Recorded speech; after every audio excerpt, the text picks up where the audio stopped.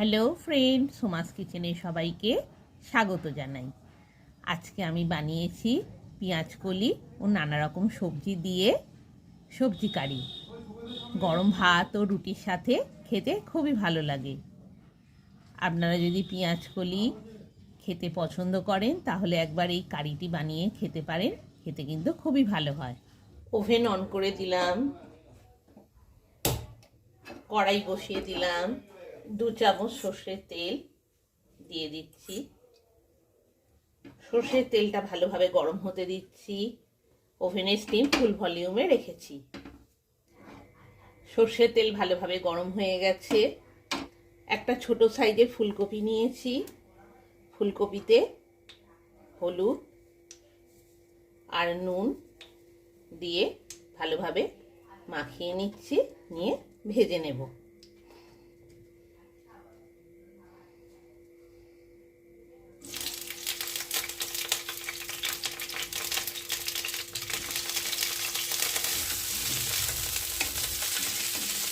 ফুলকপিটা বেশ কিছুটা ভাজা হয়ে গেল। এবার একটা সাইড করে দিচ্ছি, দিয়ে আবার আর 1 চামচ তেল দিয়ে দিচ্ছি। 8-10 পিস শিম নিয়েছি, শিমটা ভাজার জন্য দিয়ে দিচ্ছি।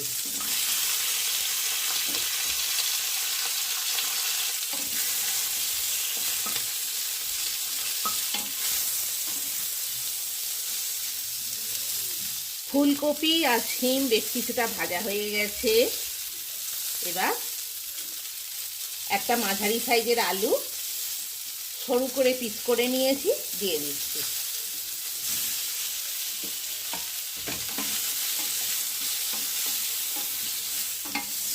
শিম, আলু, ফুলকপি বেশ কিছুটা ভাজা হয়ে গেল। এবার পেঁয়াজ কলি ছোট ছোট সাইজ করে পিস করে রেখেছি, দিয়ে দিচ্ছি।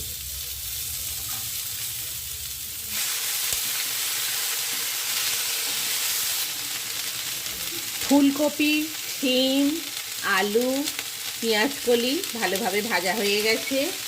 এবার একটা মাঝারি সাইজের টমেটো 4 পিস করে রেখেছি, দিয়ে দিলাম। একটা মাঝারি সাইজের পেঁয়াজ একটু মোটা করে পিস করে রেখেছি, দিয়ে দিলাম। এবার সব সবজিগুলো একসাথে ভালোভাবে নাড়াচাড়া করে নিচ্ছি। সব সবজি একসাথে ভালোভাবে ভাজা হয়ে গেছে। এবার কড়াই থেকে নামিয়ে নিচ্ছি।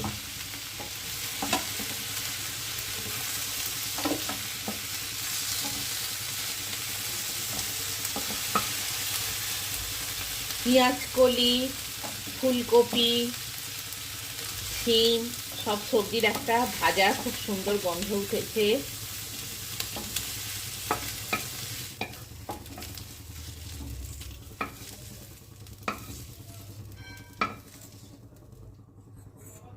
এবার কড়াইতে আরও 2 চামচ সর্ষের তেল দিয়ে দিলাম,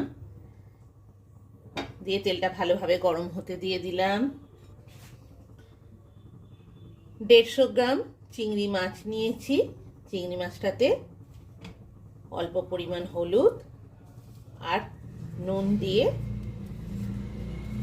মিশিয়ে এবার ভেজে নেব। আগে থেকেই ভালো করে ধুয়ে রেখেছি।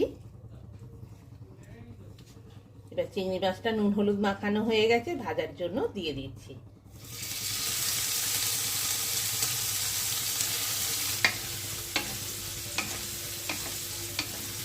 চিংড়ি মাছের একটা সাইড ভাজা হয়ে গেছে, আর একটা সাইড ভাজার জন্য উল্টে দিচ্ছি।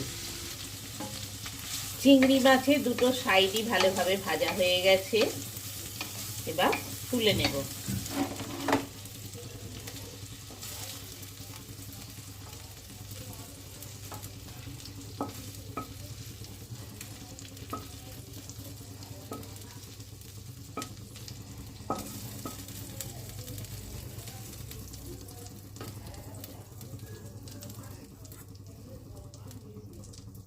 আবার সর্ষের তেল দিয়ে দিলাম 2 চামচ।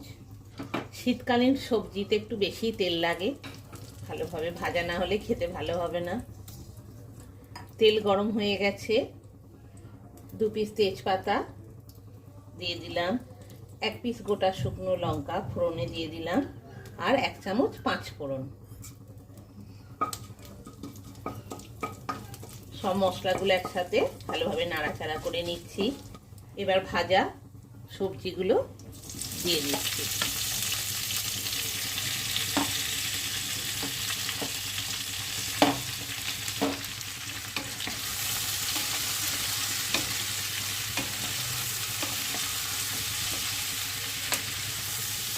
খুব ভালোভাবে সব সবজিগুলো তেলে আবার ভেজে নিচ্ছি। 4 পিস কাঁচা লঙ্কা দিয়ে দিলাম, ছিঁড়ে রেখেছি। 1 চামচ আদা রসুন বাটা দিয়ে দিচ্ছি।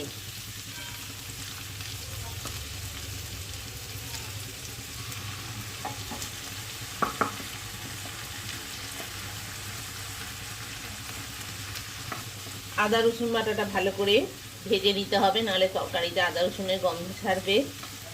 এমনিতেই অনেক তেল দেওয়া আছে ভাজার সময়, তাই আর এক্সট্রা করে আদা রসুন ভাজাতে আর তেল দিলাম না। সব সবজিগুলো ভালোভাবে ভাজা হয়ে গেছে। লঙ্কা গুঁড়ো 1 চামচ, হলুদ গুঁড়ো 1 চামচ, জিরে গুঁড়ো 1 চামচ, নুন 1 চামচ দিয়ে দিলাম।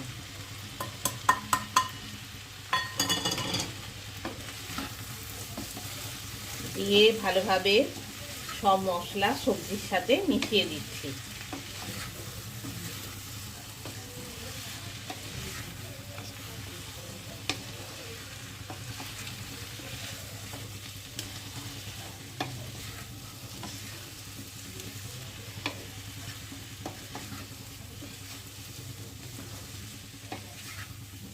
টমেটোটা নরম হয়ে গেছে তেলে ভাজাতে। এবার খুন্তি দিয়ে মিশিয়ে দিচ্ছি।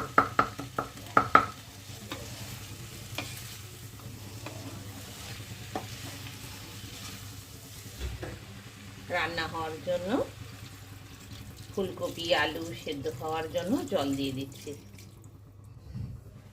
কড়াইয়ে ঢাকনা দিয়ে দিলাম, আর ওভেনে স্টিম ফুল ভলিউমে দিয়ে দিলাম। পেঁয়াজ কলির এই সবজি কারিটা 10 মিনিটের জন্য রান্না হতে দিয়েছিলাম, মিনিট 5 হয়েছে। কড়াইয়ে ঢাকনা খুললাম। ভালোভাবেই সব সবজি রান্না হচ্ছে।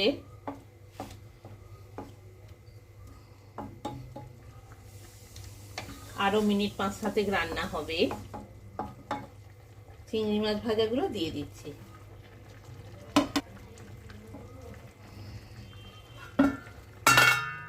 কড়াইয়ে ঢাকনা দিয়ে দিলাম, আরো মিনিট 5-7 রান্না হবে। আর ওভেনে স্টিম ফুল ভলিউমে ছিল, লো ফ্লেমে করে দিলাম। মিনিট 10 হয়ে গেছে। কড়াইয়ে ঢাকনা খুললাম। পেঁয়াজ কালি দিয়ে সবজি কারি রেডি। গরম ভাত ও রুটির সাথে খেতে খুবই ভালো লাগে। এবার আমি ওভেন অফ করে দিলাম। গরম মশলা গুঁড়ো 1/2 চামচের মতো ছড়িয়ে দিলাম।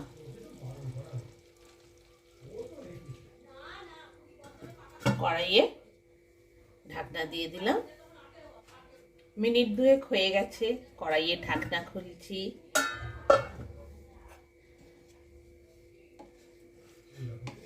পেঁয়াজ কলি চিংড়ি মাছ দিয়ে 5 মিশালি সবজি কারি আমার রেডি হয়ে গেছে। গরম গরম পরিবেশনের জন্য